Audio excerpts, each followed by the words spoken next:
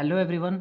आज की इस वीडियो में हम जो क्वेश्चन सॉल्व करने वाले हैं वो एक परसेंटेज जो कि डेसिमल यानी दशमलव में होगा और इसे हमें प्रतिशत में बदलना है, परसेंटेज में हमें चेंज कर देना है। तो जो भी प्रश्न दशमलव वाला होता है यानी कि डेसिमल वाला क्वेश्चन होता है और इसे हमें अगर परसेंटेज में बदलना है तो सबसे पहला स्टेप जो इस क्वेश्चन को सॉल्व करने के लिए यूज किया जाएगा, उसके लिए हमें सबसे पहले दशमलव को हटाना होगा।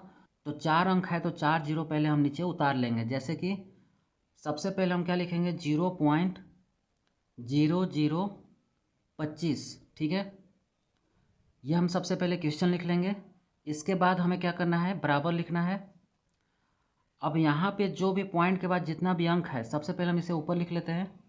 0.0025 लिख लिया हमने। अब ये तो हमें अच्छे से पता है कि किसी भी नंबर के नीचे एक हमेशा रहता है, एक हमेशा छुपा हुआ रहता है। तो अगर इस नंबर के नीचे एक छुपा हुआ है तो अगर हम यहाँ पॉइंट हटा देते हैं तो पॉइंट के बाद जितना भी अंक है, जैसे एक जीरो भी हमें काउंट करना होता है, तो 1 2 3 4 4 जीरो जो है हम वो क्या करेंगे, नीचे उतार लेंगे। तो अब हमारा ये क्या बन चुका है, 25/10,000। अब आप कहोगे कि सर ये जीरो जीरो कहाँ गायब हो गया, तो इसका भी आप लॉजिक अच्छे से समझ लेंगे।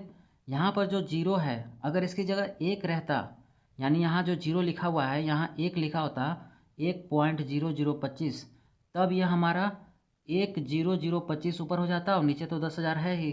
तो इस चीज़ को जो है आपको हमेशा ध्यान रखना होगा कि यहाँ पर जीरो अगर है तो इधर वाला कोई भी वैल्यू नहीं है, इसका आपको लिखना ही नहीं है, ठीक है। लेकिन अगर यहाँ जीरो के अलावा कुछ भी होता है, 1 2 3 4 5 कुछ भी, तो ये जितना भी नंबर होगा वो आपको पूरा ऊपर ऐसे ही लिख देना है। लेकिन अगर जीरो रहता है तो इधर वाला कुछ नहीं लिखना है, इधर वाला लिखना है। अब इधर वाला साइड भी हम कब लिख सकते हैं, देखिए अगर यहाँ जीरो की जगह एक होता, 1,025, तब तो यहाँ हम क्या लिखते, 1,025/10,000 लिख देते। बट यहाँ पर भी जीरो है, तो यहाँ पर जीरो है और यहाँ भी जीरो है, तो इन तीनों जीरो का कोई भी मतलब नहीं है। ऊपर में हम सिर्फ क्या करेंगे, 25 लिख लेंगे और नीचे हम क्या करेंगे, 10,000 जो है हमारा लिख लेंगे।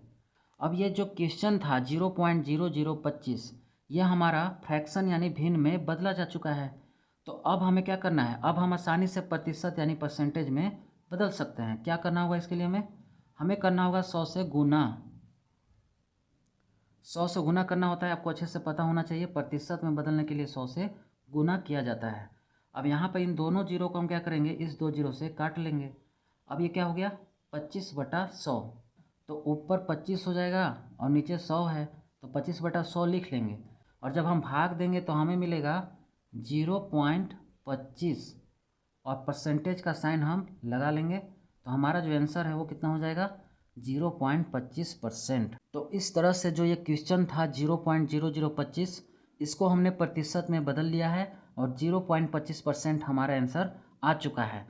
अब एक काम करते हैं, एक क्वेश्चन और ले लेते हैं, जैसे कि 0.125, 0.125, इसको अगर हमें सॉल्व करना है तो हम कैसे सॉल्व करेंगे। सबसे पहले हम क्या करेंगे, जैसे हमने इसमें पॉइंट हटाया था और नीचे जीरो लगाया था वैसा ही इसमें भी काम होगा। 0.125 लिख लेंगे और इसके नीचे तो एक छुपा ही है।